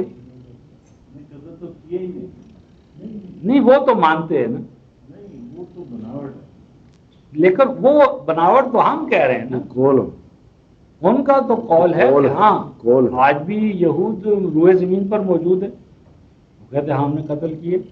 مانتے ہیں رسول اللہ تو اسی لیے تو پتہ نہیں جھوٹ ہے۔ یعنی یہاں پر دراصل وہ رسول اللہ کہہ کر طنز کر رہے ہیں، یعنی وہ کہتے ہیں وہ جو اپنے آپ کو رسول کہتا تھا ہم نے تو قتل کر دیا، جس کی دلیل یہ ہے کہ وہ رسول نہیں تھا۔ رسول نہیں تھا، رسول تو قتل ہوتے ہی رسول کا تو وہ یہود بھی مانتے کہ رسول قتل نہیں ہوتے، یعنی ان کا رسول اللہ کہنا طنز ہے، مسیح کہنا بھی طنز ہے، نہ اس کو وہ مسیح مانتے نہ رسول مانتے۔ اگر وہ اس کو المسیح نجات دہندہ مانتے تو قتل کرتے، قتل نہ بھی کرتے، قتل کرانے کی تگودو کرنا، حکومت وقت کو کہنا کہ اس کو تم قتل کر دو، یہ بھی قتل کرانے کے مترادف ہے۔ یعنی یہاں رسول اللہ جو ہے یہ ہوگا سو کالڈ، جسے ہم کہتے ہیں سو کالڈ، ترجمہ بھی یہی کیا، ہاں کیا جو خدا کے پیغمبر بریکٹ میں کہلاتے ہیں۔ ہاں یعنی یہ کہلاتے تھے تو وہ غلط کر رہے ہیں، کیونکہ رسول اللہ جو ہے نا لام اس پر زبر ہے، پیش نہیں ہے۔ ہاں یہ لام پر زبر ہے، پیش نہیں ہے، اگر پیش ہوتی تو وہ مفہوم ہوتا جو وہ بتا رہے ہیں۔ یہ یعنی مسیح سے بدل ہے، مسیح بھی وہ ان کا دعویٰ تھا اور رسول اللہ کا بھی دعویٰ تھا۔ وہ کہتے ہیں نا ہم ان کو مسیح مانتے نہ رسول اللہ مانتے۔ کیوں نہیں مانتے؟ ہم نے قتل کر دیا، کیونکہ جو مقتول ہو جائے وہ اللہ کا رسول نہیں ہوتا۔ یہ آج بھی بائبل میں لکھا ہوا ہے، بائبل کی جو 5ویں کتاب ہے الاستثناء، اس کی 18واں باب اور آیت 19، سیدنا موسیٰ علیہ السلام سے اللہ نے کہا کہ اگر تیرے بعد کوئی شخص نبوت کا دعویٰ کرے اور پھر وہ قتل ہو جائے تو وہ میری جانب سے بھیجا ہوا رسول نہیں ہوگا۔ یعنی اللہ کے رسول ہونے کی ایک دلیل یہ ہے کہ وہ مقتول نہیں ہوتا۔ اور وہ کہتے ہیں، جب عیسائی خود کہتے ہیں کہ مسیح مصلوب ہو گیا تو مصلوب کا معنی قتل تو آ گیا نا، قتل تو ہوا، تو وہ کہتے ہیں کہ چونکہ وہ مقتول ہو گئے لہذا وہ سچے نبی نہیں تھے۔ سچا نبی ہوتا تو کیوں وہ مصلوب ہوتا؟ تو یہ جو قرآن نے کہا ما قاتلوہ وما صلبوہ، یہ غلط بات ہے کہ انہوں نے اس کو قتل کیا، اور یہ بھی غلط بات ہے کہ انہوں نے اسے صلیب دی، صلیب پر اسے مارا۔ اب میری بات یہ ہے کہ قرآن ان کے مقتول اور مصلوب ہونے کی نفی کرتا ہے، ان کا مقتول ہونا بھی غلط اور مصلوب ہونا بھی غلط۔ اور یہ دعویٰ کب کیا جا رہا ہے؟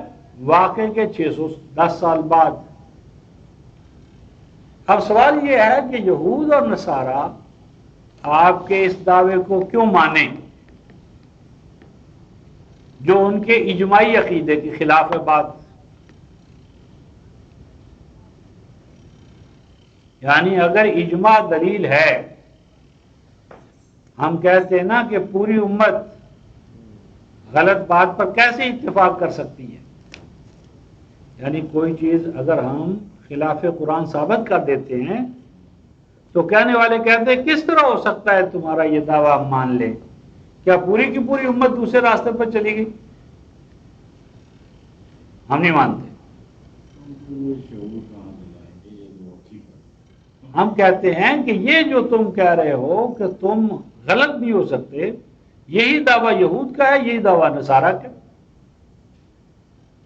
تو کیا تم یہود و نصارہ کو جب قرآن کا دعوت لے جاؤ گے ان کے سامنے، اب تو کیا لے جانی ہے کہ ہم تو خود پیچھے لگے ہوئے، کیونکہ اب تو نوع انسانی کی اور امت کی اصلاح مسیح نے آگر کرنی ہے نا۔ مسلمان کو پوچھنے وہ کہے گا سودی چڑھے، وہ تو چلتے مسلمان کو پوچھیں عیسیٰ علیہ السلام کے ساتھ کیا ہوا ہے، سودی چڑھی ہے، پھر ڈنڈا اٹھا دیا، وہی بات کہتا ہے جو بھائی کہتی ہے۔ اور وہ واپس آئیں گے، وہ واپس آئیں گے اور واپس آ کر امتی بن کر اس امت کا بیڑا پار کریں گے۔ تو مسیح کہتا ہے کہ بیڑا تو سارے مسیح نے ہی پار کرنا ہے نا، عیسائی کہتے ہیں، عیسائی مسیحی، محمدیوں کے پاس تو کچھ نہیں نا۔ یعنی آخر کار بات تو ہمارے ہی پاس ہے نا، ہمارا ہی نبی آئے گا نا نجات دہندہ بن کر۔ یعنی تم محمدیوں کا بیڑا بھی پار ہوگا ہمارے مسیح کے آنے سے۔ تو جس کی آمد پر تمام انسانیت کی نجات کا دار و مدار ہے، تو اس کو چھوڑ کر ہم محمد کو کیوں مان لیں؟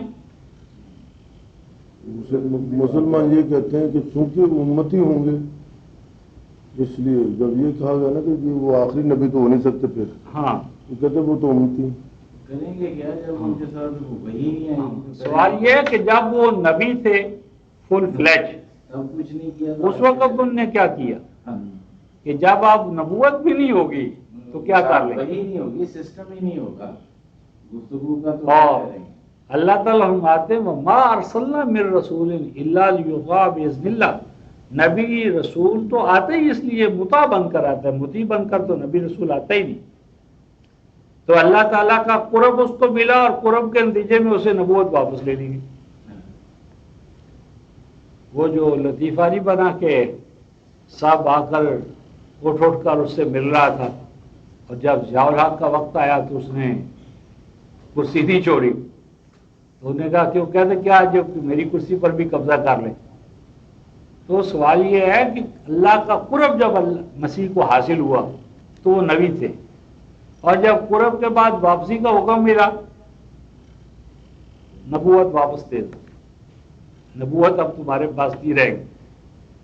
تو یہ اللہ تبارک و تعالیٰ کی سنت اور انبیاء کے ساتھ جو اللہ تعالیٰ کا طرز عمل ہے جو اس کے خلاف ہے۔ یعنی یہ جو 33-52 کی آخری جو کڑی تھی، وَلَوْ فرمایا کہ لا يَحِلُّ لَكَ النِّسَاءُ مِن بَعْدُ، کہ آپ عورتیں حلال نہیں اس کے بعد۔ کیوں؟ اس لیے کہ وہ ہنگامی حالات ختم، جن ہنگامی حالات کے پیش نظر دوسرے نکاح کی اجازت دی گئی تھی ایک سے زیادہ بیویوں کی، وہ حالات اب ختم، وہ علم الہی میں تھے. اس میں تو ماریہ بھی نہیں آ جاتی. نہیں، وہ کہتے ہیں کہ 6 کے اندر ہے.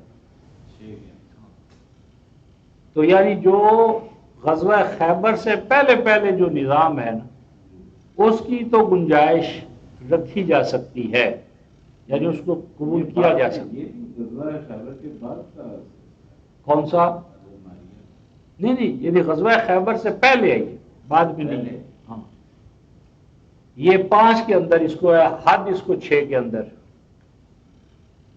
یعنی جو غزوہ خیبر کے بعد فتح مکہ کے دوران جو بناتے ہیں وہ یہ میمونہ بنت حارث اور ایک بنو مخزوم کی 2 عورتوں کے ساتھ جو ہے نا وہ یہ بناتے ہیں، اور تیسری بن انصار کی وہبت نفس علی نبی. وہ آج اصل میں وہ 2-1 عربی تفاسیر کے حوالہ جات ہیں، وہ میں چاہتا تھا کہ اس میں فوٹو اسٹیٹ کر کے نا وہ آپ کو دوں، وہ پھر اگلی نشست میں وہ اس میں شامل کریں گے. تو خلاصہ تو یہ ہے کہ یہ جتنی بھی نکاح ہیں ان میں کسی نکاح کے پیچھے جنس نہیں ہے. وہ نبی کی تو ایک طرف رہی، امت کی بھی جو 1 سے زیادہ نکاح کرنے کا جو نظام ہے وہ صرف یتامہ کو پروٹیکشن دینے کے حوالے سے ہے. اور یتامہ سے مراد صرف بچے نہیں ہیں بلکہ خود بیوائیں بھی شامل ہیں یتام النساء میں. یتام النساء یعنی اگر معاشرے میں ایسے حالات پیدا ہو جائیں کہ جن کی وجہ سے عورتیں بڑھ جائیں اور مرد کم ہو جائیں، تو وہ بڑھ جانے والی جو عورتیں ہیں، بیوہ عورتیں اور ان کی آل اولاد بچے، ان کو معاشرے کے رحم و کرم پر چھوڑنا مطلوب نہیں ہے. ان کو کیا کرنا ہے؟ ان کو پروٹیکشن دینا ہے بچوں کو. اور پروٹیکشن کا طریقہ یہ ہے کہ ان کی ماؤں کے ساتھ نکاح کر لیا جائے تاکہ ان کی کفالت بھی ہو، اور ماں بطور ماں ان کی حفاظت، نگہداشت، تربیت، اور وہ پورا نظام جو ہے، معاشرہ جو ہے، وہ اس طرح کی کیفیت میں نہ ہو جس طرح کے یتیم خانوں کی نفسیات میں امت تقسیم ہو جاتی ہے. اور اس ضمن میں جو ملک یمین ہے، ملک یمین کے ضمن میں 3 پہلو اہم ہیں، تو ان میں سے صرف ایک اشارہ کر اس وقت ہم اس پہ تھوڑی سی گفتگو کرتے ہیں. ملک یمین، اس میں ہم سورہ النساء میں ایک اصول دیکھتے ہیں قرآن کا. یہ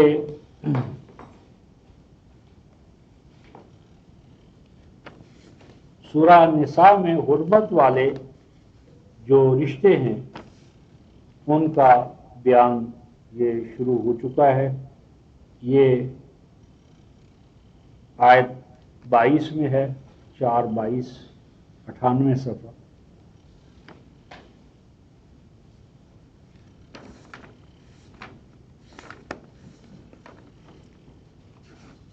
وَلَا تَنكِحُوا مَا نَكَحَ آبَاؤُكُم مِّنَ النِّسَاءِ إِلَّا مَا قَدْ سَلَفَ. نہ نکاح کرو ان عورتوں کے ساتھ